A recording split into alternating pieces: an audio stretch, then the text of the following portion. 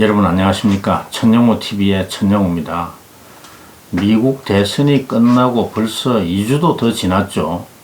그런데도 트럼프가 아직 패배를 승복하지 않는 참 희한한 일이 미국에서 벌어지고 있습니다.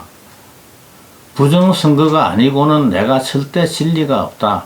내가 지는 선거는 반드시 부정선거일 수밖에 없다는 현직 대통령의 확정 편향, 이게 미국 민주주의 제도에 대한 신뢰를 흔들고 미국을 세계의 우선거리로 만들고 있습니다. 트럼프가 아무리 승복을 거부하고 부정선거 의혹과 소송을 제기하고 재검표를 골백 번을 해도 승부를 뒤집는 것은 불가능합니다. 20년 전 엘 고어와 부시 간 대결에서 엘 고어가 플로리다에서 약 2000표 차이로 진 게 억울해서 재검표를 한 적이 있지만 승부를 뒤집지는 못했습니다. 이번 대선에서 가장 근소한 차이로 트럼프가 패배한 위스콘신과 네바다의 경우에 1만 2000표 이상 차이가 납니다. 미국의 선거 관리는 연방정부가 아닌 주정부의 책임이지만은 주정부의 선거 관리가 1만 표 이상 착오가 날 만큼 그렇게 엉터리는 아닙니다. 트럼프가 이 이계주에서 뒤집는 그런 기적이 일어나더라도 대선 결과가 달라지는 것도 아닙니다. 선거인단이 대통령을 선출하는 요식행위를 하는 날은 12월 둘째 수요일 다음 월요일인데 금년은 12월 14일이죠. 엄밀하게 말하면 12월 14일 선거인단이 바이든을 대통령으로 선출하는 요식 절차를 거친 이후부터 바이든을 대통령 당선자라고 부르는 게 정확합니다. 그럼에도 불구하고 바이든이 선거인단을 270명 이상 확보한 순간부터 언론이 대통령 당선자 프레지던트 일렉트로 부릅니다. 그 이유는 간단하죠. 바이든이 확보한 선거인단이 12월 14일 투표에서 트럼프를 잘못 찍는 이변 같은 것은 일어날 수가 없고 선거인단 538명의 과반수인 270명을 확보하면 당선은 확정되기 때문입니다. 12월 14일 바이든을 대통령으로 선출하는 정식 절차가 끝나면 트럼프가 할 수 있는 건 뭘까요? 바이든이 당선된 사실 자체를 더 이상 부정할 수는 없습니다. 부정선거 덕분에 당선된 거라고 계속 우기는 것밖에 없습니다. 얼마나 더 추태를 부리고 조롱을 당하고 물러날 것이냐의 선택밖에 없습니다.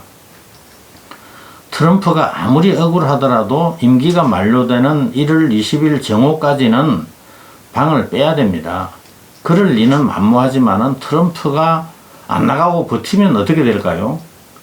FBI를 동원해서 강제로 끌어낼 수밖에 없지만은 연방정부 자산 불법 점거죄로 벌금형과 20년 이하의 징역형을 받을 수가 있습니다. 그런데 이번 미국 대선에서 트럼프는 졌지만은 트럼피즘은 미국 사회의 저변에 여전히 펄펄 살아있다는 점이 확인되었습니다. 트럼프가 품격 없는 언행을 일삼으면서도 47% 이상의 득표를 한 것은 트럼피즘의 위력을 보여준 겁니다. 트럼피즘의 실체는 뭘까요? 국내 정책으로서 유권자들에게 가장 인기 있는 것은 감세와 친기업 정책입니다. 트럼프는 법인세와 소득세를 낮추고 세금 감면 폭을 넓혀왔습니다. 어느 나라에서든 세금 올리는 것은 득표에 도움이 안 되는 일인데 바이든이 소득세 최고 세율을 37%에서 39.6%로 그리고 법인세는 21%에서 28%로 올리겠다는 공약을 하고도 이긴 건 정말 대단한 일입니다. 트럼피즘의 또 하나의 특징은 반이민 정책과 백인 우월주의죠.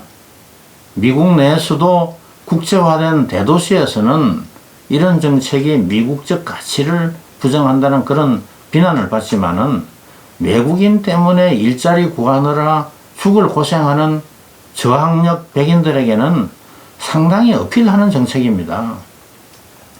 대외 정책에서 트럼피즘의 특징으로는 고립주의, 동맹경시, 보호무역주의 같은 건데 미국의 민초들에게는 이것도 의외로 호소력이 있습니다. 부자 동맹국들이 미국을 호구로 여기고 이용만 해먹는다.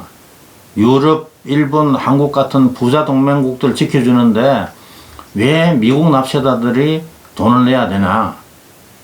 안보 무임승차하는 동맹국들에게 미군 주둔 비용을 몽땅 떠넘기겠다. 방위비 부담하는데 인색한 동맹국에서는 미군 빼겠다. 이런 소리가 동맹국들이 들으면 정말 황당하고 어이가 없지만은 외교 안보 문제를 잘 모르는 미국의 일반 국민들에게는 지당하고 속이 시원하게 들릴 수가 있습니다. 미국이 호구 노릇 안 하고 납세자 부담 줄여주겠다는데 싫어할 사람이 얼마나 되겠습니까? 바이든이 동맹 중시하겠다. 미군 철수 위협으로 방위비 갈취 안 하겠다고 하는 것은 품격 있고 미국의 리더십에 어울리는 책임 있는 자세이긴 하지만은 이게 선거에서 표가 되는 소리는 아닙니다. 보호무역주의도 식자들은 미국과 세계를 위해서 위험하다는 걸 알지만은 산업 경쟁력을 잃고 쇠락한 소위 러스트벨트나 일자리 잃은 백인 노동자들의 마음을 잡는 데는 도움이 됩니다.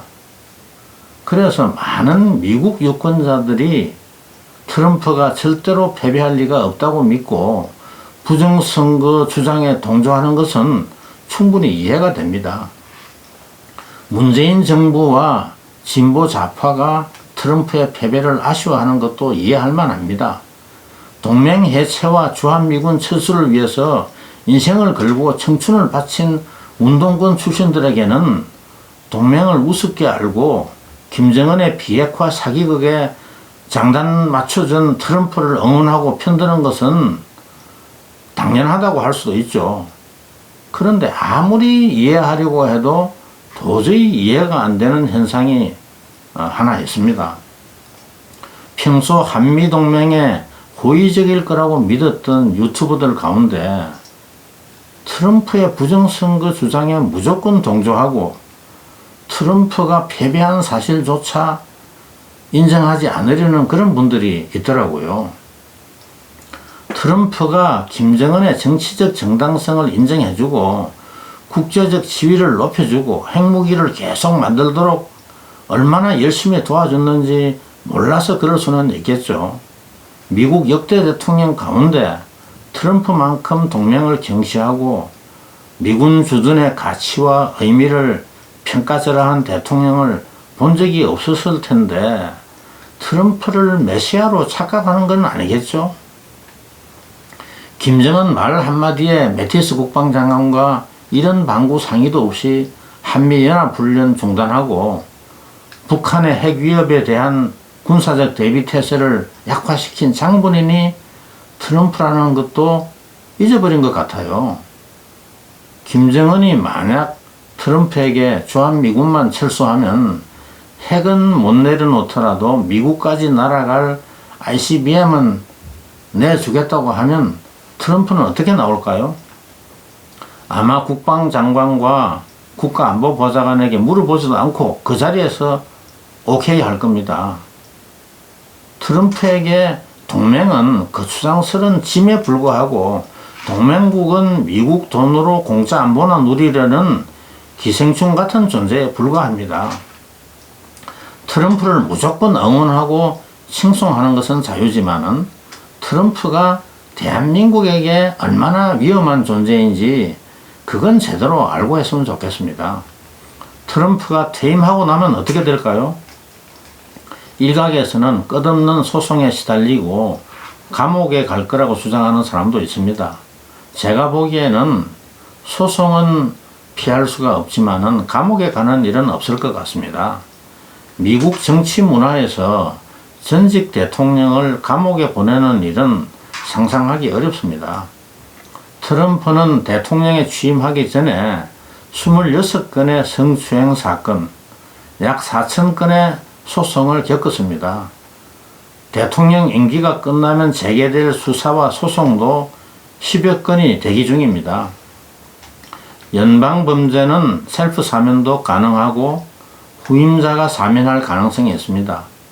그런데 맨해튼과 뉴욕 지방검찰이 수사할 탈세 관련 사건은 연방정부의 관할 범위를 벗어나기 때문에 사면 대상이 될 수가 없다고 합니다. 트럼프가 4년 내에 갚아야 할 빚은 개인적으로 보정한 게 3억 불 정도가 되고 부동산 관련 채무가 9억 불 정도라고 합니다.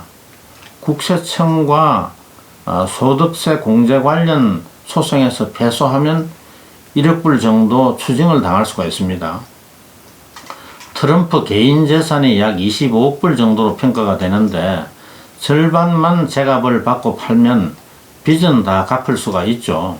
다만 트럼프가 소유한 호텔과 리조트가 코로나로 큰 타격을 입었기 때문에 제값을 받고 팔기는 쉽지 않을 수도 있습니다. 멜라니아가 트럼프와 이혼할 거라는 소문이 멜라니아 주변에서 흘러나오고 있는데 이혼을 하게 되면 재산이 좀 더 줄어들겠죠. 오늘은 여기까지 하겠습니다. 천영호TV의 천영호였습니다.